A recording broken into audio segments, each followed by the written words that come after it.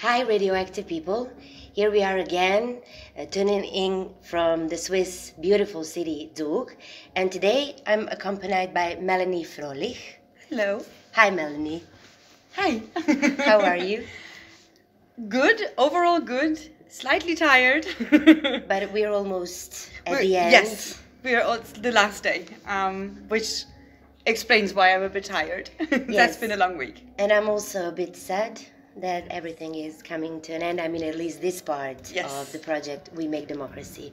So can you tell us more about the project in general, just to remind us what the purpose is and the goals are?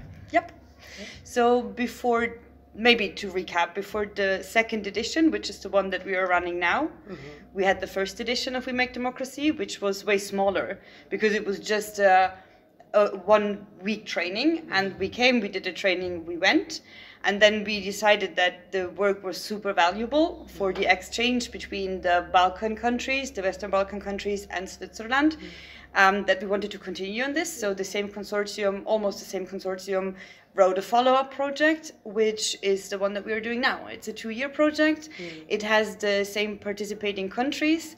And our aim is to foster exchange between the Swiss participants and the Balkan participants among themselves, but also with Switzerland, because most of the diaspora here in Switzerland is from the Balkans. And the aim is to create a better society, which is a very idealistic one, but it's baby steps, and maybe we will get there. Maybe like the romantic one in a way. Okay, but what's your exact role here? As I understood, you do not actually represent any particular organization. I came to the project, and that from the beginning was my role, and I'm in the role that I'm a trainer. I don't have a specific organization behind me. I'm from Germany, so I'm also not even fitting in nationality-wise. But I came into the project due to my expertise that I bring to the table. And those are? I started in the non-formal learning field, coming from the formal learning field. From my education, I studied chemistry and Spanish for teaching. Okay. And even in the formal education, I realized that the way how we teach is not helping. Students, it enters here, it leaves there, and then they forgot. And if you would make the contents in school more approachable, more related to the students' reality, most certainly they would also learn more. So from there, I changed to the non-formal learning. I did a certification with the Council of Europe for human rights trainer. And at the same time, I worked at an international NGO in Brussels, where I was I had the role of equality coordinator. So I was training the organization, but also the members of the organization on all the topics related to equality. And that is then how they decided that as equality is important for this project, and also before I joined, it was only male trainers, and then they realized having only male trainers on a project that is mainly dealing with inclusion looks a bit weird. So this is how I ended up here. Okay, and from our perspective, and you probably know that and have heard that so many times, we think that the German society, the Swiss society as well, are perfect, ideal. So why did you decide to deal with human rights, equality? What triggered you in a way? I think it's a couple of things. I lived in my youth in Latin America, so I do know how different society works and how inequality in a society can manifest itself, but also impact the quality of each individual. So that, I think, was a very early priming for what inequality can do to people. And I strongly believe that every human should or has the right for a decent life. And as long as politicians are not really doing something towards that, we need the active NGO work to engage with that. And also I believe that lots of things cannot be achieved by legislation, but you need to reach the heart and the mind of the people to actually gain real change. So that's my motivation. And have you ever worked with other groups that were maybe in some kind of a conflict? Because people from Western Balkan, we suffer from a lot of traumas, and yes, the conflicts repeat themselves on a regular basis. So do you have any experience with those kinds of people and groups of people? Yes and no, I would say. I know that for the Balkans, it's a very special situation. I would never say that I get it 100%.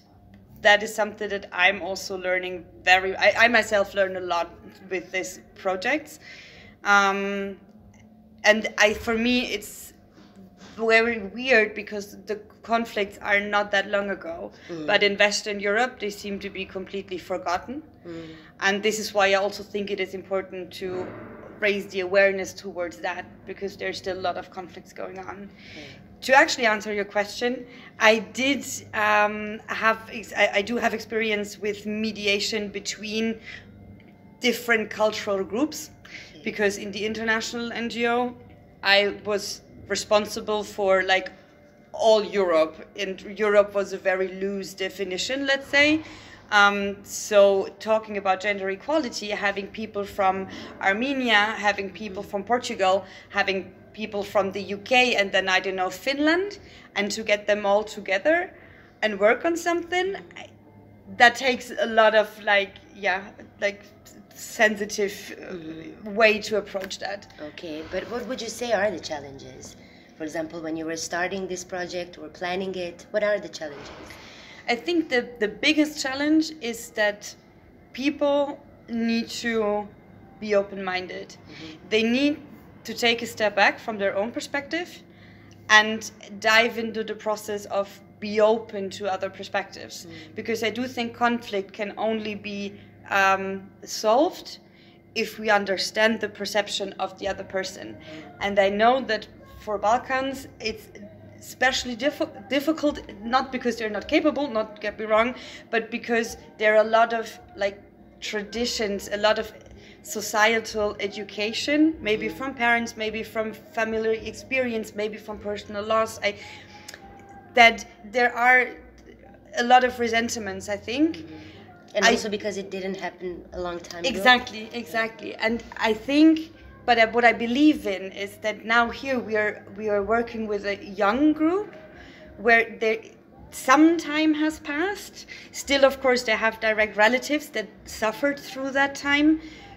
But I do believe that the change lies in youth. And if they not only get the information from their direct surroundings, and maybe therefore also the influence, let's say, on how to see the neighboring countries, but if they meet other persons from that neighboring country here, get in contact, get in exchange, realize that they maybe even face the same problems, we can overcome this. This is what I truly believe in. So yeah. Sometimes I think that we live in a bubble, like people, members of NGOs, because I assume that we're already in a way open-minded and willing to hear the other side. But then again, as you said, you learn a lot about yourself through the process and actually realize that, we all have stereotypes, and actually the intergenerational trauma is embedded within us as well. And what would you say from your own observations, for example, the similarities that exist between all Western Balkan people? From what perspective? From your own observations, just working with us. What I do see and what I love about all the people that I've met is that they're very, very open-minded. That also among the groups overcoming nationalities, there's a lot of warmth, which I think helps a lot. I also know that there is some sort of the inner and the outer group that is manifests itself, meaning the inner Balkan group. I know that also in this Balkan group, certain jokes are allowed, but if I as a German person would do them, it would be really problematic. So I do get that there's also a difference there. But I think there's a lot of eagerness and motivation for change, and I think that is something very beautiful to see that. What would you say about similarities or differences between German people and Western Balkan people? German people are they need time to adapt. I know this is also very stereotyping right now and very general, but I think it would give them a harder time to just dive into this, to the, I don't know, let's say evening madness, for example, or like the pace of the jokes. Like that for me, something is that every time that I meet my trainers group, it takes me like an hour or two to get like back in that mentality. Exactly. Mindset. Okay, and would you share maybe for the end, like your expectations for the project We Make Democracy? I'm really looking forward to the next steps. So when we leave here tomorrow, we will meet again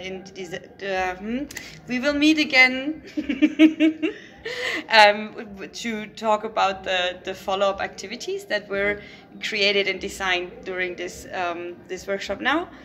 And my hope is that we, in September next year, have a fantastic final conference where we can all look back to a 2-year project that asked a lot of us, but at the same time, hopefully, also gives a lot back to us individually as a group, but also on a larger scale, that what we produced can have an impact in the local realities. And for a longer Exactly, and for a longer time. And I mean, even who knows, maybe we will even have a 3rd edition.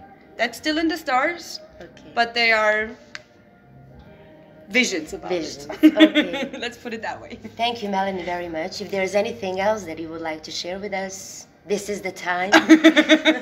I know that I usually say that in my reflection group. Yes. But actually, the roles are reversed. No, I'm really, really happy. I'm surprised that now we're on the last day. It's like, it feels like I arrived yesterday. It just flew by, and no, I'm really happy to be part of this and to also have this learning experience myself. Thank you, Melanie, very much for giving us your time. No, thank you very much for having me. Bye-bye, radioactive people. Bye.